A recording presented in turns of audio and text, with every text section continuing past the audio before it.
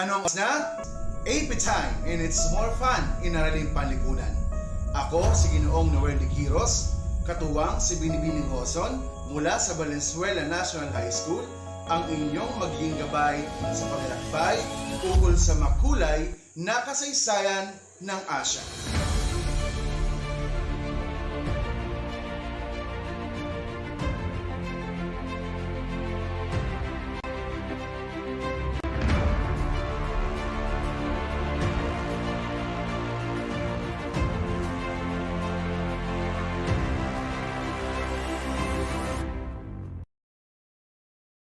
Sentro ng ating talakayan ay ang pagpapaunlad sa inyong kasanayan, kaugnay sa pagsusuri ng mga salik, pangyayari, at kahalagahan ng nasyonalismo sa pagbuo ng mga bansa sa Silangang Asya. Bago tayo magsimula sa ating talakayan, muli nating balikan ang mga pamamaraan ng mga kanluranin sa pananakop sa Silangan at sa Timog Silangang Asya. Para sa gawain ito, i-type sa ating comment box ang fact kung ang nakasaad na pamamaraan ng pananakop ng mga kanluranin ay tama at bluff naman kung hindi. Handa na ba kayo? Narito ang unang pahayag.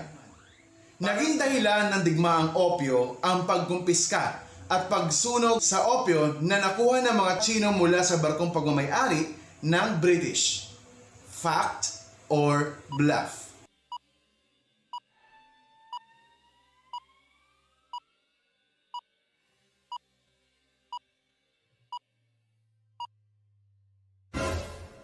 Kung ang sagot mo ay fact, mahusay. Para sa ikalawang katanungan, upang makapasok at makadaong ang mga Amerikano sa Japan, bumalik si Commodore Matthew Perry dala ang naglalakihan at armadong barko na tila nagbibigay ng isang babala. Fact or bluff?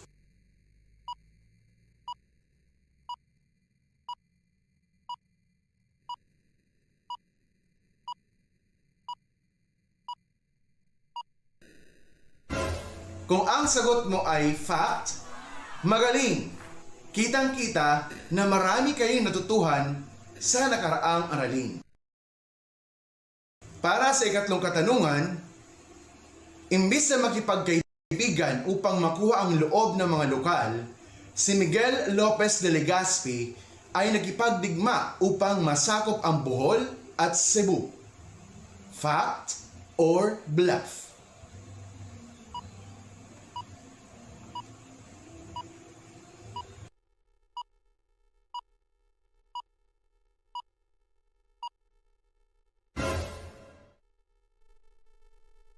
Kung ang sagot mo ay bluff, mahusay. Si Miguel Lopez de Legazpi ay nakipagkaibigan sa pamamagitan ng sanduguan. Para sa ikaapat na katanungan, gumamit ng divine and rule policy kaya napaalis ng mga Dutch ang mga Portuges at sinakop ang Amboyna at Tidor sa Indonesia sa pamamagitan ng pagkikipag-alyansa sa mga lokal na pinuno. Fact or bluff?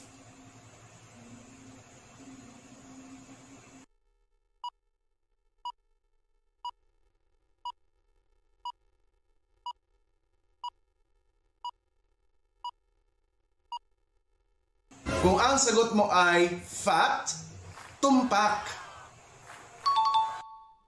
Para sa ikahuling katanungan, hindi na kontrol ng England ang produksyon ng lata at goma sa Malaysia. Tanging mga daungan lamang sa Singapore. Fact or bluff?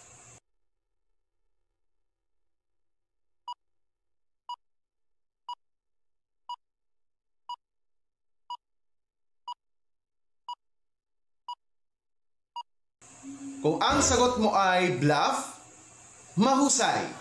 Nasakop at nakontrol ng England ang Malaysia, Singapore at Myanmar.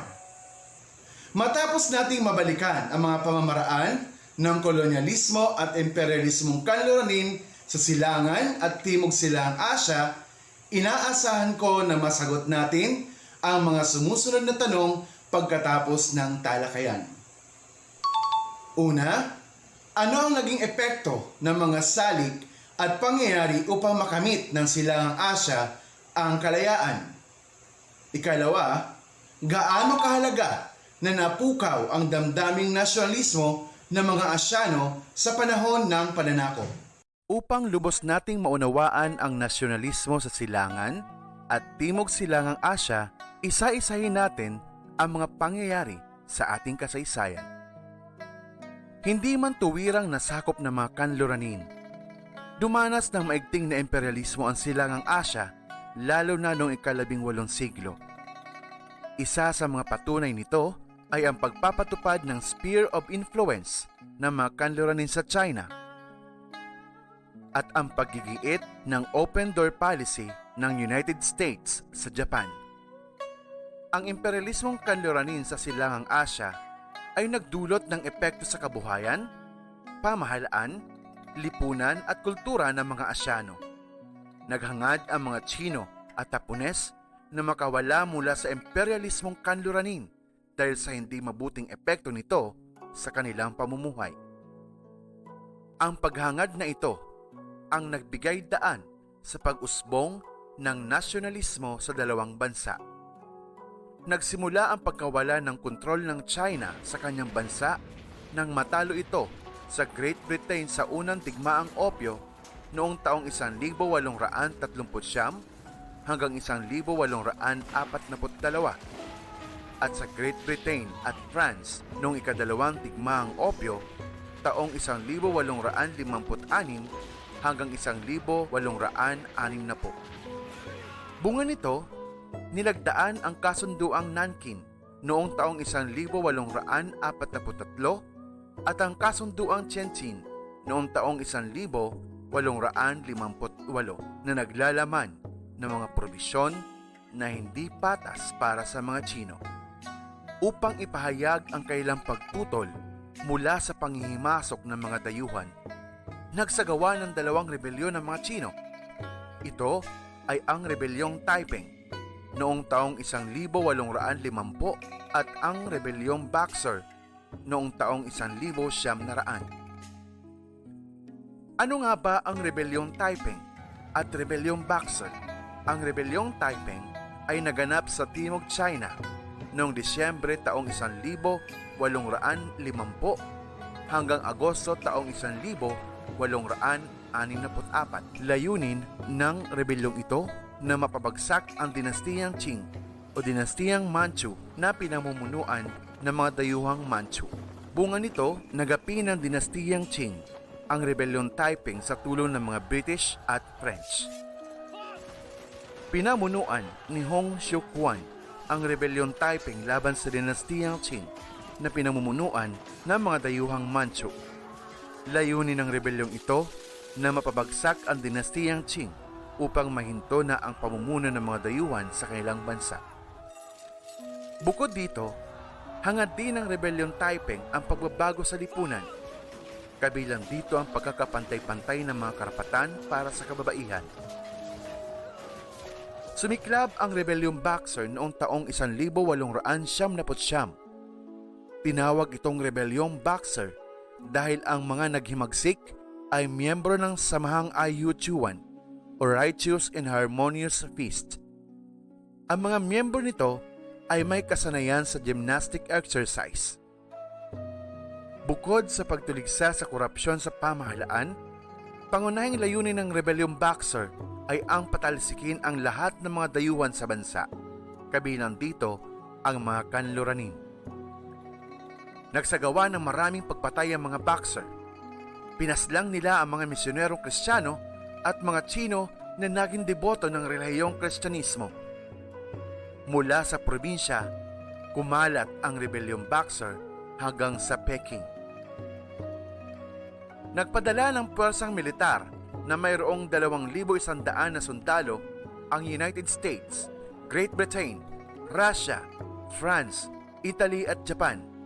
Dahil dito, nagapi ang mga Boxer dahil sa pagtutulungan ng mga dayuhang imperialista. Nabawi ng mga imperialista mula sa mga Boxer ang Peking noong 14 ng Agosto taong 1900. Nang mamatay si Empress Dowager Cixi noong taong 1908, lalong lumala ang sitwasyon ng kahirapan sa China.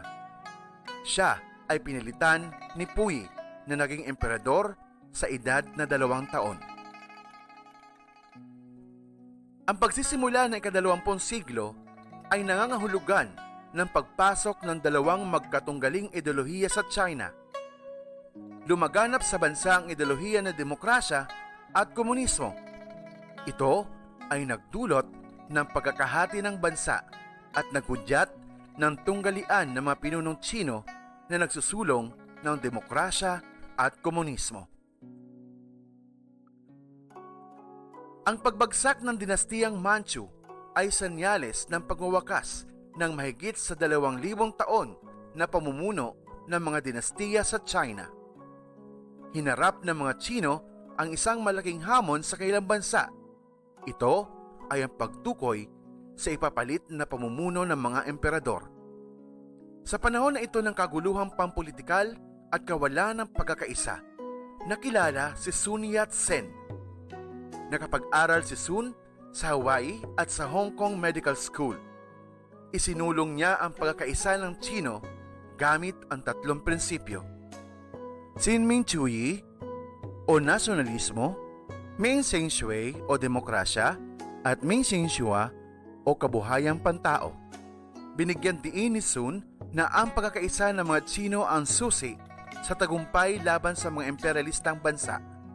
Naging ganap ang pamumuno ni Sun sa China nang pamunuan niya ang mga Tsino sa pagpapatalsik sa mga Manchu sa tanyag ng Double Ten Revolution na naganap noong 10 ng Oktubre taong 1911.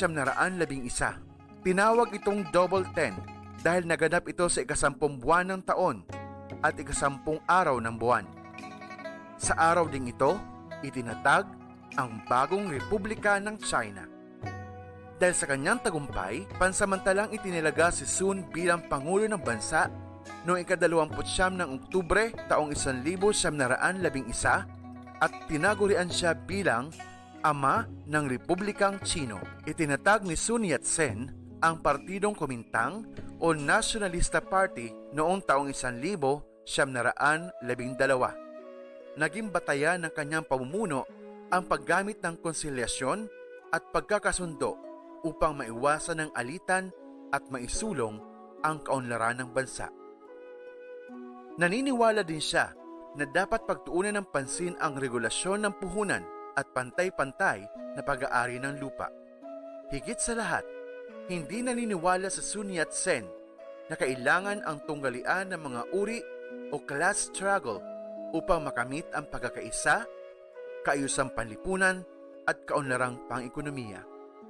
Humalili si General Chiang Kai-shek bilang pinuno ng Partido Kuomintang nang mamatay si Sun Yat-sen noong 12 ng Marso taong 1925. Sa ilalim ng pamumuno ni Chiang Kai-shek ay pinagpatuloy ng Kuomintang ang pagkikipaglaban sa mga warlords o nagmamay-ari ng mga lupa na may mga sariling sandatahang lakas. Ang pagpasok ng ideolohiyang komunismo sa China ay nagsimula noong taong 1918. Naging tanyag ang komunismo sa China sa pamumuno ni Mao Zedong. Si Mao ay mula sa pamilya na magbubukid sa probensya ng Hunan.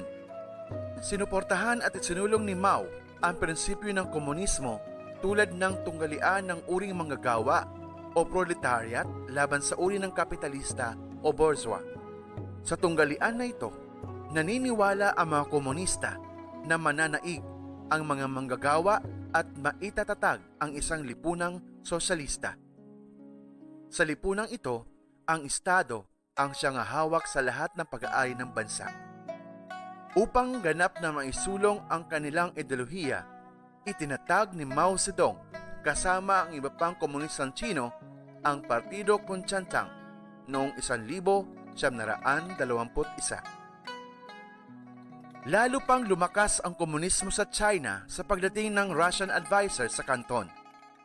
Lumaganap ang ideolohiya hindi lamang sa mga pangkaraniwang mga magsasaka at manggagawa, kundi pati na din sa mga opisyal ng pamahalaan at sa grupo ng mga edukadong Tsino.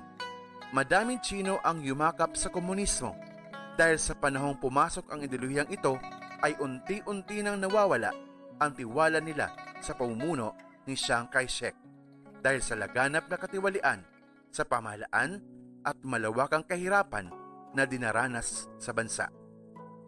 Nabahala si Chiang Kai-shek sa lumalakas na impluwensya ng komunismo sa China. Inuutos niya ang paglulunsad ng kampanyang militar laban sa mga komunista. Maraming komunista ang hinuli, pinahirapan at napatay. Hindi lahat ng mga komunista ay nahuli. Pinamunuan ni Mao Zedong ang mga nakaligtas na Red Army, tawag sa mga komunistang sundalong Tsino, at sila ay tumakas patungo sa Jiangxi. Tinawag itong Long March dahil sa kanilang nilakbay na may layong 6,000 milya. Umabot ito ng 1 taon kung saan marami ang namatay dahil sa hirap, gutom at patuloy na pagtugis ng mga sundalo ni Chiang Kai-shek. Pansamantalang natigil ang pagtutunggali ng pwersa ni Chiang Kai-shek at Mao dahil sa banta ng pananakop ng mga Hapones. Mahalaga ang papel na ginampanan ng nasyonalismo upang makamit ng mga bansa sa Silangang Asya ang kalayaan. Bilang mga mag-aaral ng araling panglipunan, pag-asa ng bayan at mamamayan ng ating bansa, tungkulin natin pangalagaan ang kalayaang ipinamana sa atin ng ating mga bayani. Huwag natin silang biguin. Patunayan nating hindi sayang ang kanilang sakripisyo at pagpapagal. Tapos na ang ating talakayan. Pero bago tayo magpatuloy, subukin natin ang iyong natutuhan sa pagsantinalakay sa araw na ito. Let's play 1,000 Heartbeats! Ang una niyong lalaruin ay contrast. Makikita ang dalawang sagot na pagpipilian. Lalabas ang mga pahayag at pangyayari kung saan ang sagot ay isa sa dalawang pagpipilian. Para makumpleto ang round na ito, kailangan mong makakuha ng 7 tamang sagot. Tapusin ang contrast bago maubos ang iyong heartbeats at makakapagpampo ka ng mga bagong kaalaman.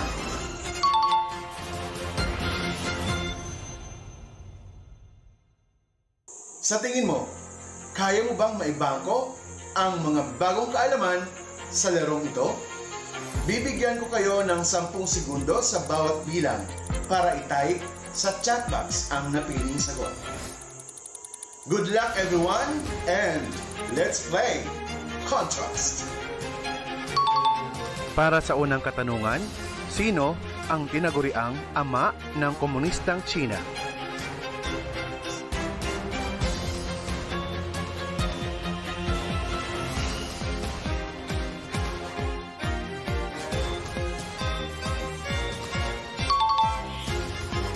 Para sa ikalawang katanungan, sino ang tinaguriang ama ng Republikang Tsino?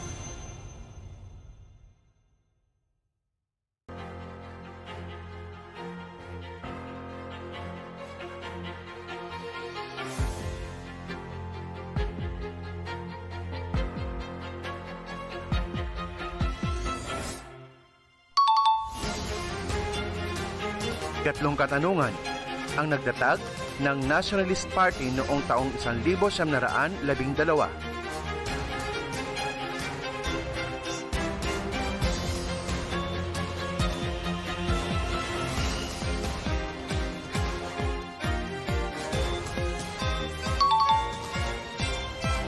Para sa ikaapat na katanungan, ang nagtatag ng Partido Konsyantang noong taong 1921.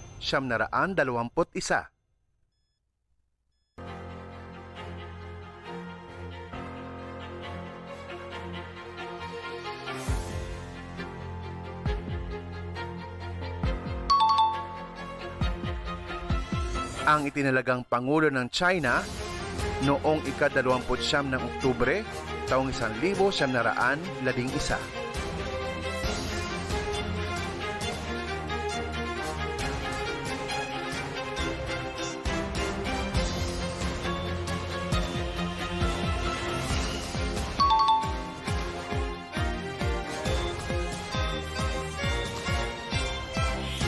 Naging batayan ng kanyang pamumuno ang paggamit ng konsilyasyon at pagkakasundo upang maiwasan ang alitan at maisulong ang kaunlaran ng bansa.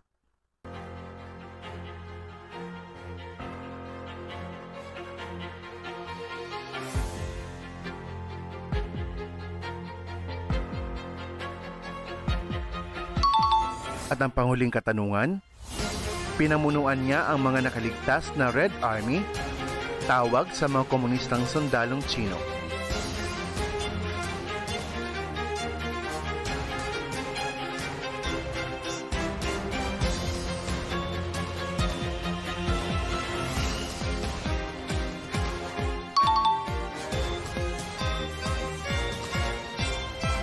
Kung nakumpleto nyo ang 7 tamang sagot, mahusay. I-type sa chat box ang pangalan ng inyong paaralan para sa mga nakakuha ng 7 tamang sagot.